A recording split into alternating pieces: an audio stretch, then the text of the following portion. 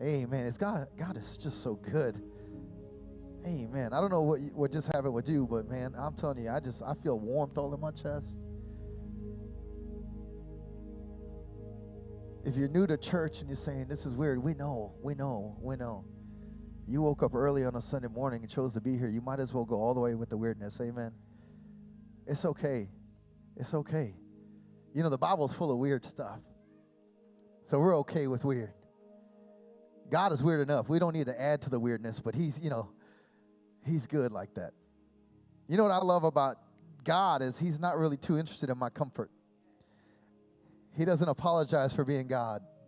He doesn't apologize for doing things that I don't understand. But then he's so good, he explains them to me. So sometimes he shows up in awkward moments like this, and we're like, what's happening? What's going on? I don't know. It's kind of strange. It's kind of weird.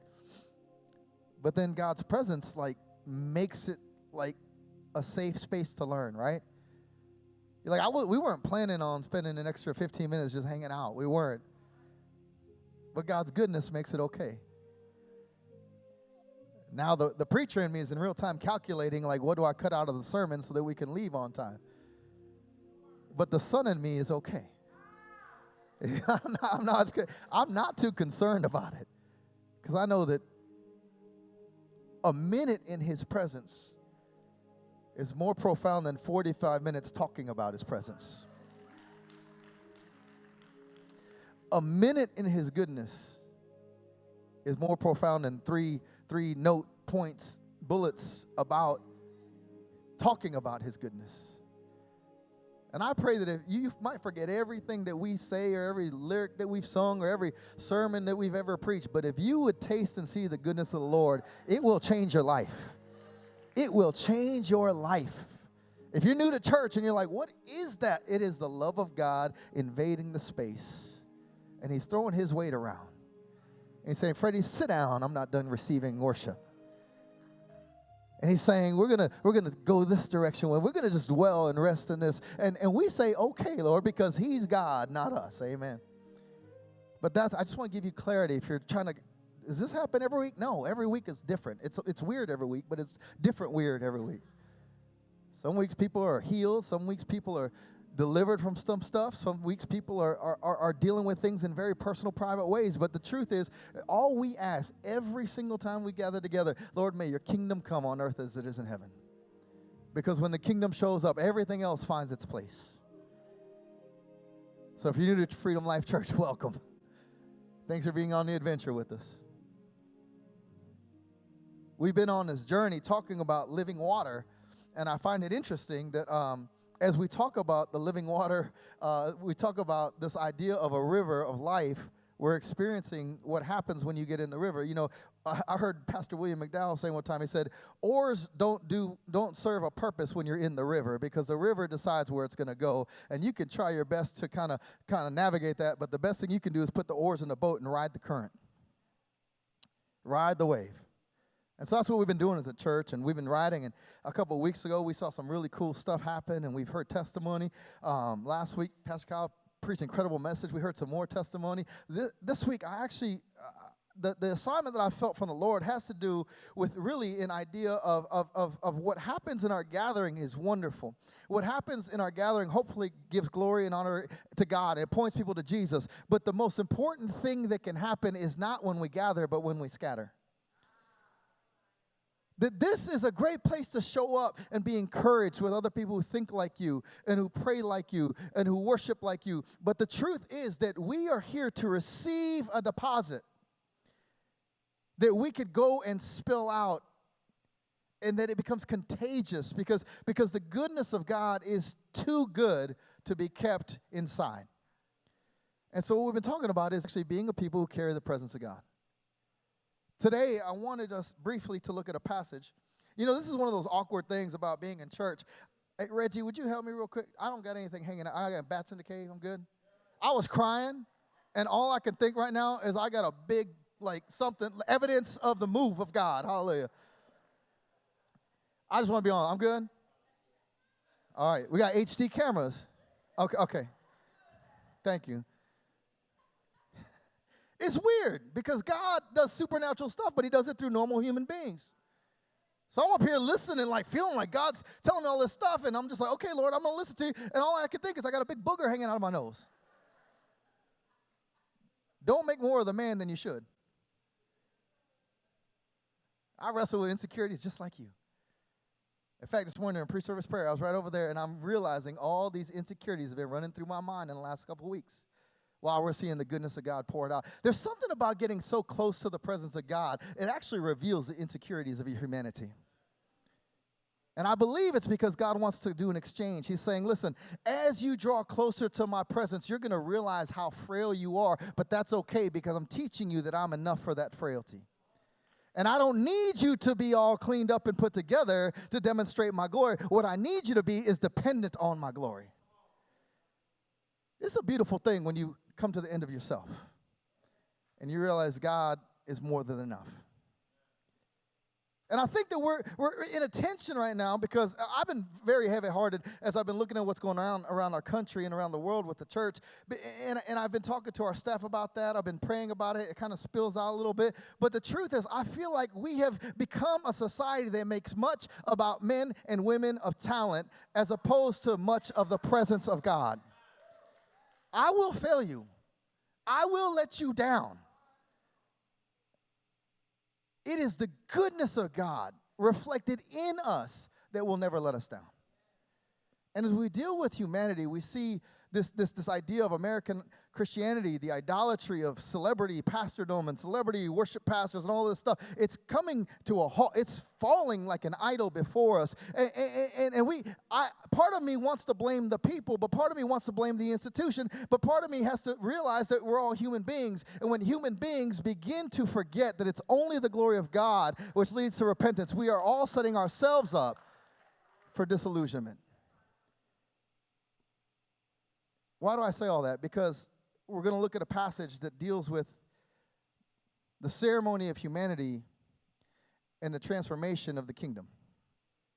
And they come into contention, and Jesus is in a moment where I believe, this is just my belief about this passage, that it shows us both the incredible deity of Jesus and the humanity of Jesus. Jesus came as fully God, fully human. So he sweat. Could you imagine God sweating? Jesus had body odor. We don't like thinking about that. Right? We like looking at him at the picture in the foyer, and he's smiling, and all the little kids are coming to him. I wonder if one of those kids was thinking, man, you're musty right now. Jesus stubbed his toe. Think about that. I wonder, oh my me. I don't know what he said when he stubbed his toe. He chose to take divinity and wrap it in humanity so we could understand what a life fully given to God is capable of. Jesus came in full deity, walking in full humanity, completely given over to the will of the Father. And then he said, if you believe, you will do greater things than I have done because I'm going to the Father. So let's get to one of those moments, if we could. It has tension. I had a sentence here that trust him in the tension of the transformation. This is the only note I have for you today. Trust him in the tension of the transformation. Trust him in the tension of the transformation. How many of us want transformation? Yeah, I want transformation. How many of us like tension? Right, we want transformation without tension. And Jesus is saying, trust me in the tension of the transformation. Lord, I'm believing you for increase. God says, good, now I need to stretch you. No. I want you to stretch my influence, but not my character. I want you to stretch my finances, but not my obedience. Look at someone and say, he must be preaching to you because I don't have any of those. No, don't do that. Don't do that. Let's go to John. John chapter 2. We're going to spend like 5 minutes here, okay? And then we're going to have some more worship. I lied. You know, when preachers say 5 minutes, that's not true. Let's read through the passage and then we'll talk about it. On the third day, a wedding took place at Cana in Galilee. Jesus' mother was there, and Jesus and his disciples had also been invited to the wedding. When the wine was gone, Jesus' mother said to him, they have no more wine. "Woman, why do you involve me?" Jesus replied. "My hour has not yet come." The mother said to the servants, "Do whatever he tells you." His mother, not the mother. His mother said to the servants, "Do whatever he tells you." Nearby stood 6 stone water jars, the kind used by the Jews for ceremonial washing, each holding from 20 to 30 gallons. Jesus said to the servants, "Fill the jars with water." So they filled them to the brim. Then he told them, "Now draw some out and take it to the master of the banquet." So I got a little ladle here, right? So they did so. And the master of the banquet tasted the water that had been turned into wine. He did not realize where it had come from, though the servants who had drawn the water knew. Then he called the bridegroom aside, the head of the ceremony did, and he said, "Everyone brings out the choice wine first, and then cheaper wine after the guests have had too much to drink. But you have saved the best till now." What Jesus did here, check this out, don't miss this. What Jesus did here in Cana of Galilee was the first of the signs through which he revealed his glory. And his disciples believed him. Now, if I could briefly unpack some tensions in this passage. It's easy to read this, and there's a lot that we can look past, and we can try to church it up. Listen, this was a party. The party was going on, and it was so much of a party that they had ran out of libations. And Jesus' response to that was to create not just more, but better than what they had. Now, I'm not going to try to church that up. I'm not. All I'm going to say to you is this. Worship the Lord in all areas of your life, okay? In everything, right? If you want to try to understand this, can I just cut to the chase here? This is not a miracle of quantity, it's a miracle of quality. Because that's a lot of wine. But do you realize that the amount he created was not the focus of the story? The focus of the story is how good it was. I'll go a little further. It wasn't just how good it was, but where it came from. There's some tension in the story, and one is the tension of timing. It's really weird. If you go back to verse 3, Mary turns to Jesus with the problem. This is a problem, and I'm going to be very brief. You can study this for yourself, but this was a big problem. In the Jewish culture, a wedding could last up to a week, and it was the couple's demonstration to the entire community of how much they loved their community. So the families would go all out. They would have celebration after celebration. It would last days, literally. And this was the couple's way of saying to the community, "We are so grateful to begin our family among you that we're going to lavish you with good food and good drink. We're going to have fun. We're going to have a party. We got a DJ. Didn't have DJs, but we got all this stuff. And the whole point of our entire gathering, as long as you want it to last, is for us to show you how much you matter to us as a new couple." So when they ran out of wine, this wouldn't just be embarrassing. This wouldn't be like, "Oh my gosh, we totally underestimated her side of the family's ability to drink." This would have been the equivalent of this young couple looking at the community and saying, "We only plan for this much because we only like you that much." This is a problem that we don't fully understand in our culture. So Mary comes to Jesus. See, Mary knew the solution. And it wasn't to run to Costco. It wasn't to see if the liquor store is still open. It was not those things. The solution, again, it wasn't the quantity. It was the source. So she goes to Jesus. Now, she raised Jesus. She remembers her, remember the Immaculate Conception? We talk about that at Christmas. Jesus had not begun. This is the first miracle that is recorded in the book of John.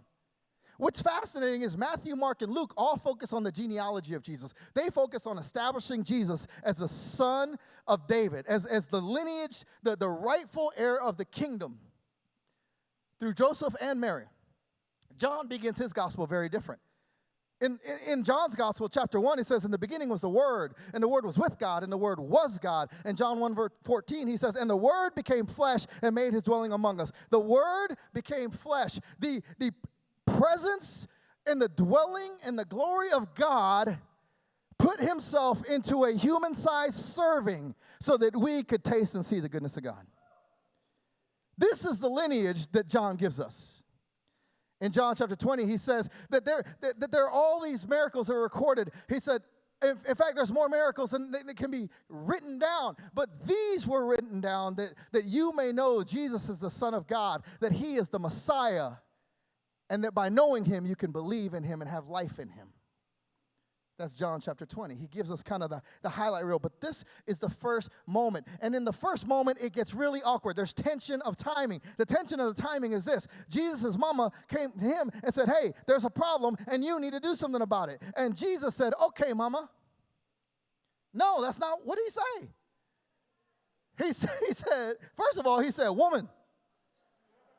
Now, kids, if you're watching at home or you're in the room, don't take advice from Jesus on how to talk to your mama, because there's more to, do not do that, or we'll be praying for healing for you next week. Don't go home and be like, I was listening to church today, woman. No. You better duck, dip, and dodge. No. But culturally, this the context of that, we can read it like he's being really disrespectful. He's not. Culturally, historically, this is not disrespectful, but it is distancing. Him addressing his mother as woman was not insulting, but it was significant, and he's establishing himself as a man.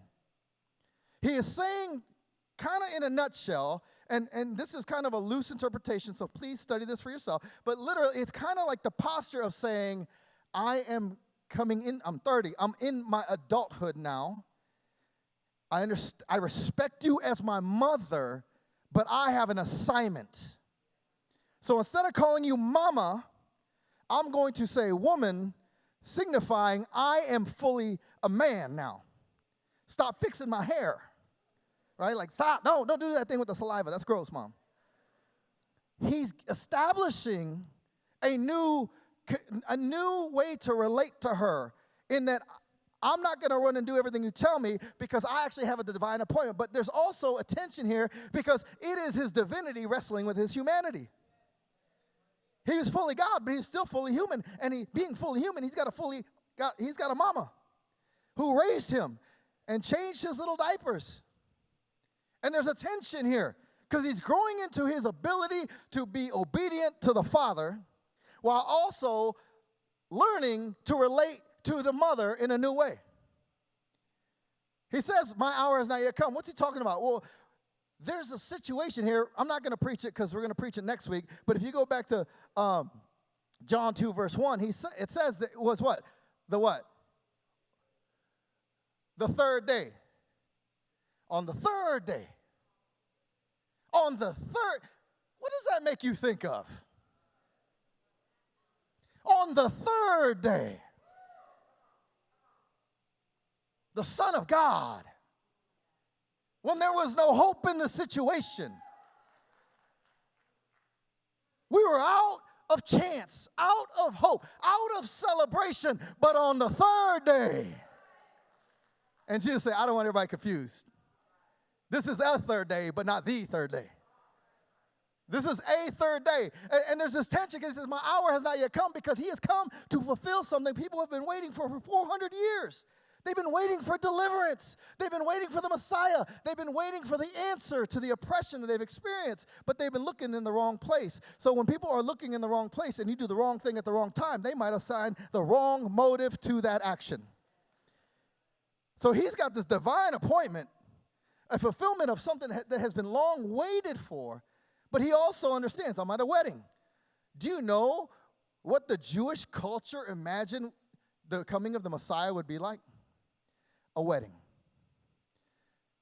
For 400 years, people had not heard from God. They were waiting. Then Jesus shows up, and this is his first opportunity to publicly demonstrate that he is the Son of God, the fulfillment of the Messiah.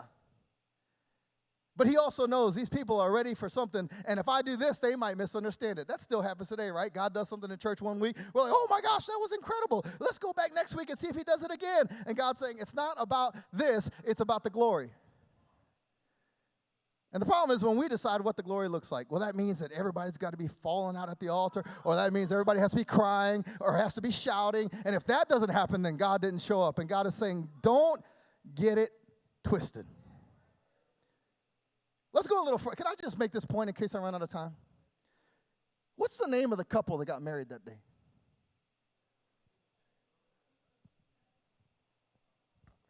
Pretty cool testimony, right?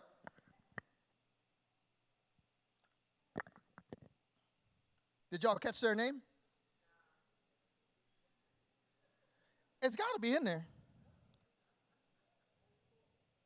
Here's a thought. Maybe we don't know their name because it wasn't about them. Maybe when God shows up and demonstrates his glory, it might affect you, it might flow through you, but it's not about you.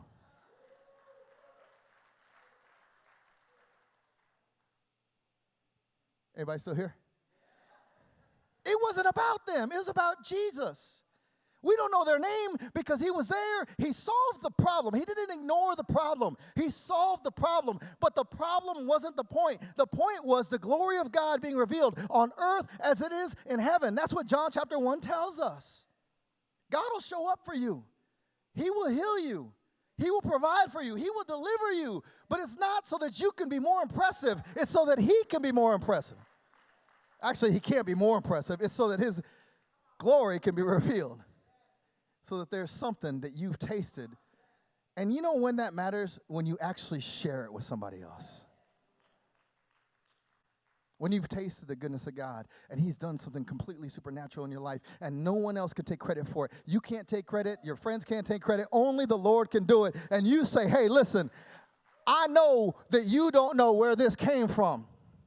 I know that you don't know what was in that ceremonial washing bucket, but God showed up. He spoke to it, and I was obedient to what he said, and all I can tell you is taste this. And people are going to say, ooh, I've never had anything like that.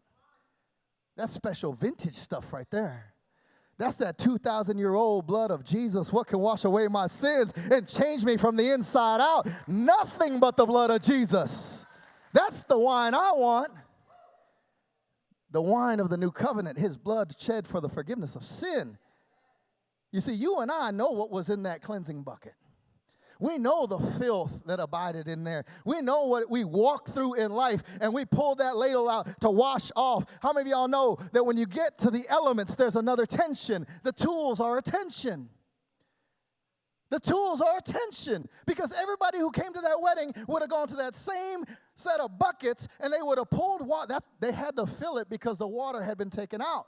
Where did the water go? It went washing people's junk off, because they walked the streets that the animals walked. I won't get too graphic for you, but I'm just gonna say this, and I'll leave this alone.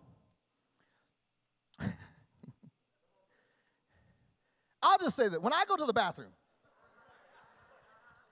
I'll be brief. When I go to the bathroom, I wash my hands. But before I wash my hands, I get the paper towel ready. Because I'm going to wash my hands, then I'm going to grab that paper towel, and then I'm going to use the paper towel to keep my hands clean as I turn off the water and I open the door, because I don't know who came in before or after me, but I know this: I don't want what they left on that.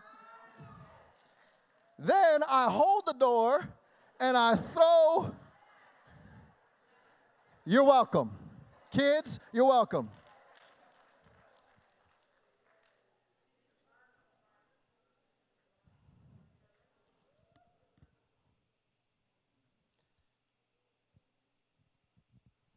Let me wash this nasty stuff off my feet.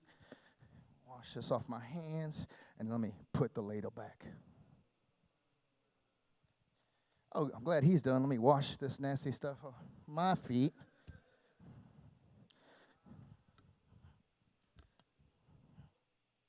Oh, got a little bit in there. That's okay. It's ceremonial. Let's get 200 or 300 people into this. And all of a sudden, the ceremonial water is now where? It's all over here. So now the last person to the reception has to walk through the mud to wash off the filth. They're trying to wash off filth, and they're stepping in other people's filth. They're grabbing the same thing. No wonder the Bible says the master of ceremonies did not know where it came from. Because if he did, he might have looked at that ladle a little bit different. He might not want it to be like, let me take a big drink. If you don't believe me, next weekend, we're celebrating 12 or 13 people's baptisms. Yeah. Isn't that awesome? I'll have the ladle. And when they're done, we'll see who's thirsty. Exactly. There you go. You say, that's weird. That's awkward. Yes, it is. Until Jesus touches our filth. Some of us know what's in that tub. Some of us know what's in that space in our life until Jesus touched us. And all of a sudden now it's the best. Some people won't receive what we're offering them because they'll start sizing up where we came from, but they don't understand that when God speaks to it, there's tension and transformation. But what you see now is not what was in there, because what was in there was ceremonial. It couldn't clean me up. It could only wash the outside. But when Jesus showed up, he washed the inside. And it's from the inside out that the living water flows. This is the new wine of the new covenant. This is the blood. This is the tension of the transformation. I love it. Mary looks at Jesus and he's like, my hour's not here, blah, blah, blah. And she looks at the servant and says, do whatever he says. That's the ultimate mom move. So Jesus says, those 6 stones you guys use for ceremonial washing, let's get that. Matthew 26, 27 and 28. He says, we're at the Last Supper now, and he took a cup, and when he had given thanks, this is a cup of wine at the Last Supper, he gave it to them, and he said to the disciples, drink from it, all of you. This is my blood of the covenant, which is poured out for many for the forgiveness of sin. This is the transformation that Jesus was demonstrating at his first miracle. He was explaining at the Last Supper. So he begins a process here. There's a little concern about the timing because he doesn't want people to misunderstand, but he still fulfills the assignment. But he does it because he has something bigger in mind. John 10, verse 10. The thief comes to steal, kill, and destroy. Jesus said, I have come that you might have life and have it in abundance. This is the new covenant. This is the transformation. See, the old covenant, the Old Testament dealt with the exterior. It dealt with washing off the outside. Jesus said, I didn't come to do something on the outside. I came to give you something that affects you on the inside. And it's the best. It's better than any other vintage you'll ever find. Because only he can make it. Let's keep going. As we talk about these tensions. There's the tension of the where the water came from. There's tension of this idea of the wine. But let's look at this third tension, the stone jars. Like Jesus said to them to take something that was already in place. He didn't repurpose it. He transformed it. See, repurposing it would have been saying, let's take the water everybody's been using to wash off and let's pour it in some cups and give it to them to drink. They already drank up all the wine. They need to hydrate before they go home. That would be repurposing. He didn't repurpose their ceremony. He transformed it. He didn't just say, we're going to use that water in a different way. What he said was, I'm going to take that water that represents ceremony, and I'm going to make it something water cannot become without a supernatural touch from God. You can't leave water sitting in your pantry long enough. All of y'all who went to Costco and bought up all the toilet paper and the water, if you still got water in your pantry, one day you're not going to walk in there and be like, oh, look, it's Merlot. It doesn't happen. Stop waiting on God for that. He fundamentally changed the properties at a molecular level of what had been in there and made it something completely brand new. God is not about repurposing our lives. He's about making them brand new. That's why the filth that was in the bucket doesn't matter anymore. That's why we can testify about what God delivered us from, because we're not still somehow defined by it. He actually took it and he made us something new. We are a new creation. So I don't mind telling you what was going on in that bucket. If you don't want to drink, that's fine with me. Because I know what he made me. And I'm not what I used to be. I'm new. 2 Corinthians 5, 17 through 21, if you want to study that. But look at what he says in Ezekiel. This is an Old Testament prophecy. Ezekiel 36 says, I will sprinkle clean water on you, and you will be clean. I will cleanse you from all your impurities and from all of your idols, right? This is the exterior. Then he says, this is the prophet Ezekiel talking about this new covenant.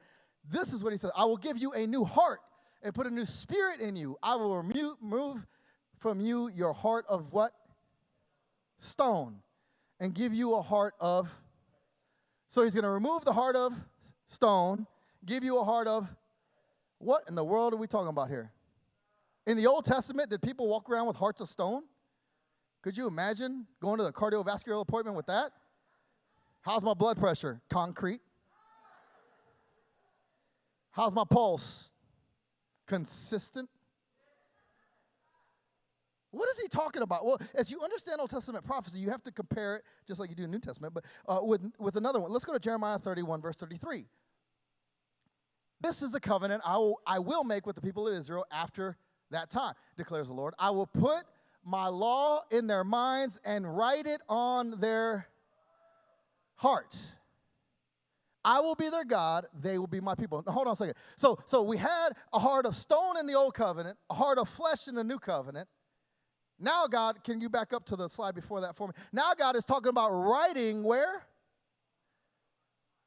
On their hearts. And what is he writing? His law. His law, right? He's going to put it on our heart, which is now flesh. But he says in the old covenant, he had to write on a heart of stone. What did God write the old covenant law on?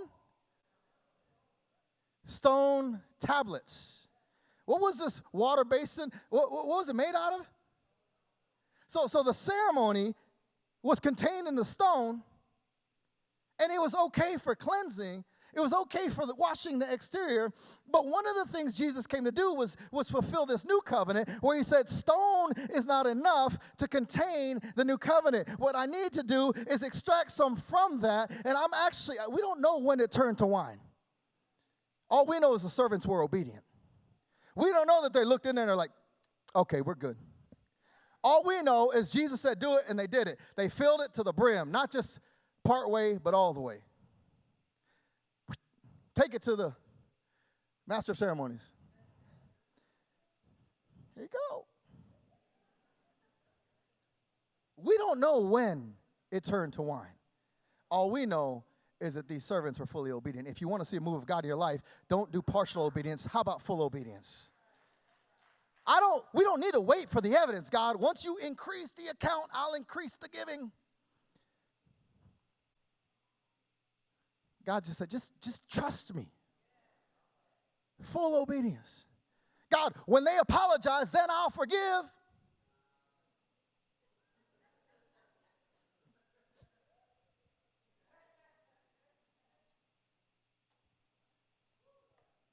God is writing on hearts of flesh because stone can't handle the new covenant.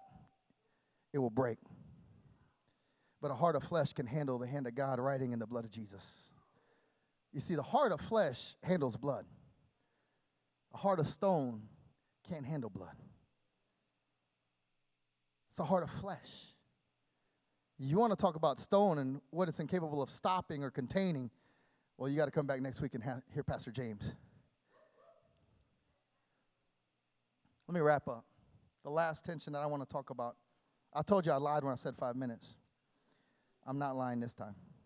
In my first and last closing, I want to talk about the tension of the testimony.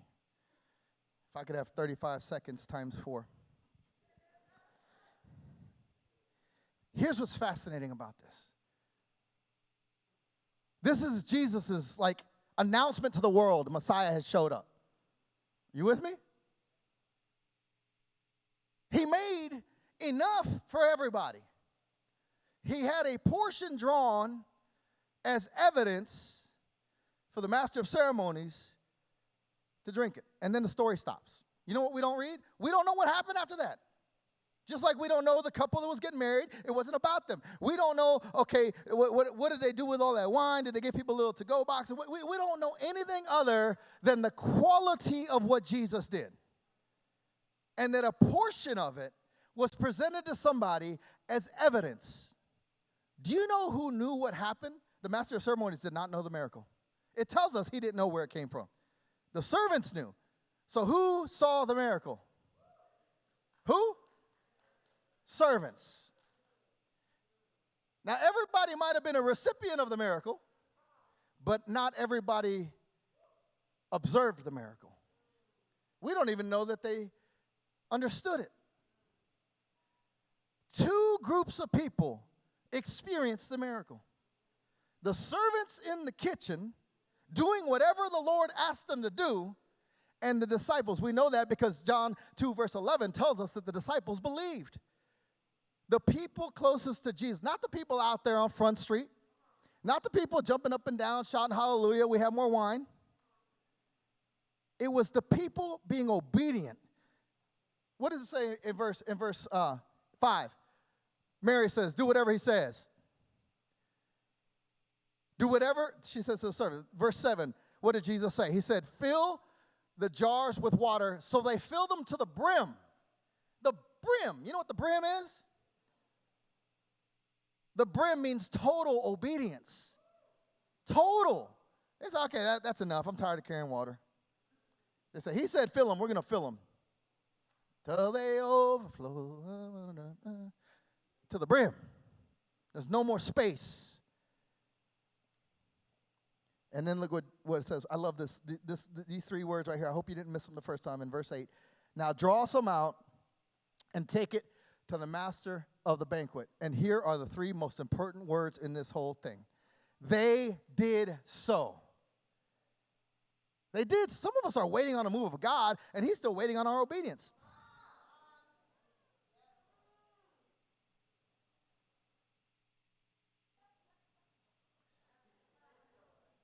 Some of us saying, God, send provision right here, just like this. Use Amazon, drop it off on my porch. And God is saying, put some more water in the bucket. They would say, I don't think I understood you correctly. God, I need you. I'm begging you. I'm asking you. I'm standing on every promise that you made right here, right now, just like this. And God is saying, hey, fill that bucket. Well, I'm not talking about a bucket. I'm talking about this blessing. And God is saying the blessing is in obedience. We say, yeah, but God, I want you to do it my way. How's that working out? The tension I have with this miracle is that it is the announcement that the kingdom of God is available.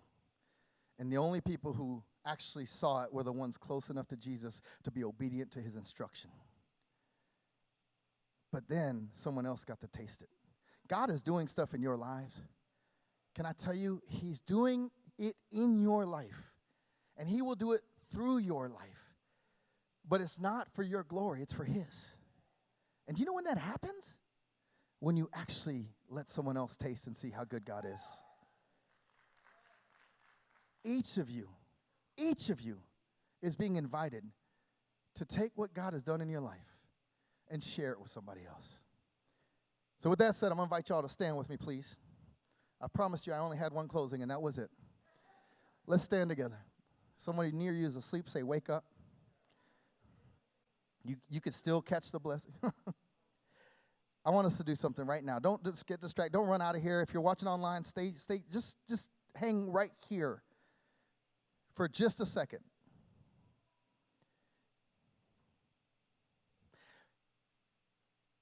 There are two invitations I want to make, and they're both kind of personal, so I'm going to let you think about it.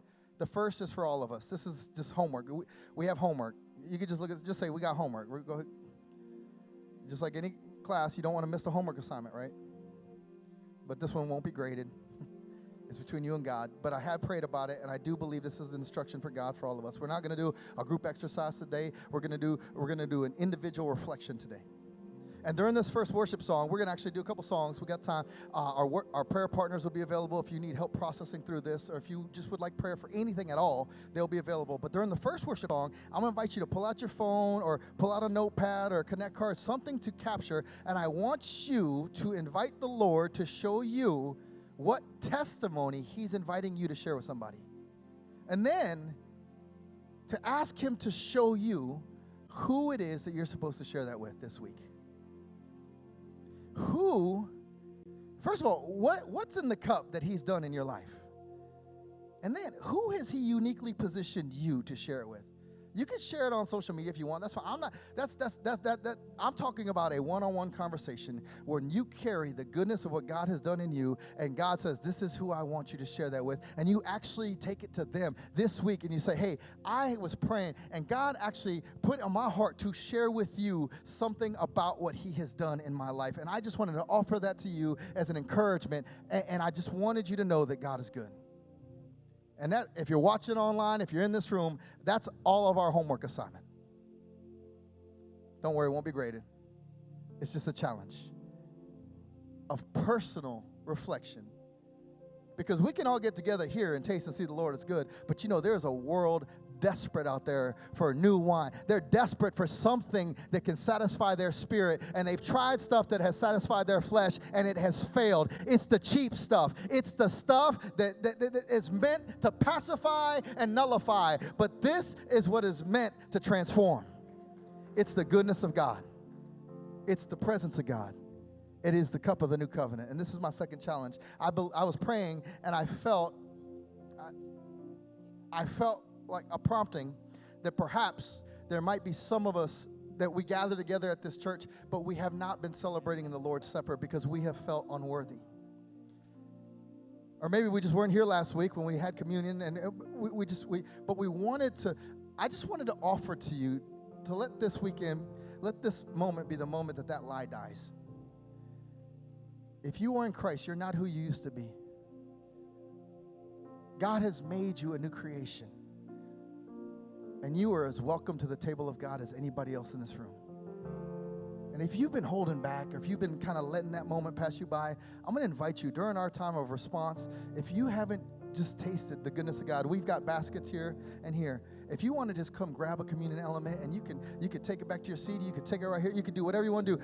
Don't miss out on celebrating the Lord's Supper because of a lie that you are not invited. That lie dies today. Jesus paid it all. And so I really felt that strongly in my heart to just invite anyone who's been holding back on that moment today to step into that space. So as we worship the Lord, I want you all to think about who it is and what it is that you're going to share. And anyone who wants to celebrate the Lord's Supper, for whatever reason, you're invited as well. But can we just enter a posture of surrender? Heavenly Father, right now, we invite you into this space. We ask that your kingdom come on earth as it is in heaven, and that you would speak to each one of us by the power of your Spirit. In Jesus' name, we worship you.